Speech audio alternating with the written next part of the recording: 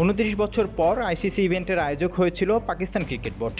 সদ্য শেষ হওয়া চ্যাম্পিয়ন্স ট্রফি হাইব্রিড মডেলে অনুষ্ঠিত হলেও আয়োজক ছিল পাকিস্তান। তবে এই টুর্নামেন্ট আয়োজন করে বড় ক্ষতির সম্মুখীন হয়েছে পিসিবি। চ্যাম্পিয়ন্স ট্রফি আয়োজনে লাহোর, করাচি ও রাওয়ালপিন্ডির স্টেডিয়াম সংস্কার করেছিল দেশটির ক্রিকেট বোর্ড।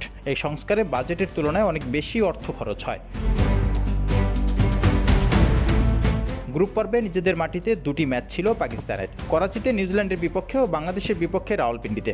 দেশের মাটিতে দুটি ম্যাচের মধ্যে বাংলাদেশ ম্যাচটি বৃষ্টিতে ভেস্তে যায়, ফলে আয়োজক দেশ নিজেদের ঘরের মাঠে মাত্র একটি ম্যাচ খেলেছে।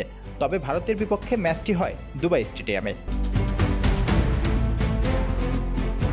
আয়োজক দেশ পাকিস্তান বিদায় নেয় গ্রুপ পর্ব থেকে, ফলে পাকিস্তানের দর্শক এই প্রতিযোগিতা থেকে আগ্রহ হারায়। পরের ম্যাচগুলোতে মাঠ ছিল পুরো ফাঁকা, টিকিটের চাহিদা ছিল না বললেই চলে, ফলে স্পন্সররা মুখ ফিরিয়ে নেয়। চতুর্দিক থেকে মুখ থুবড়ে পড়ে আয়োজক এই দেশটি। ধারণা করা হচ্ছে 869 কোটি টাকা লোকসান হয়েছে পাকিস্তান ক্রিকেট বোর্ডের।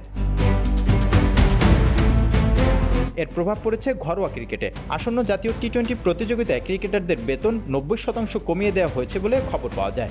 আগে ক্রিকেটাররা বিলাসবহুল হোটেলে থাকতেন, কিন্তু এবার তাদের জন্য সাধারণ মানের হোটেল ভাড়া নেওয়া হয়েছে বলে জানা যায়। পাকিস্তানের এক সংবাদপত্র জানিয়েছে, জাতীয় টি-20 প্রতিযোগিতায় আগে প্রতিটি ম্যাচের জন্য ক্রিকেটাররা পেত 40,000 টাকা, সেটা কমিয়ে এখন নিয়ে আসা হয়েছে 10,000 টাকায়।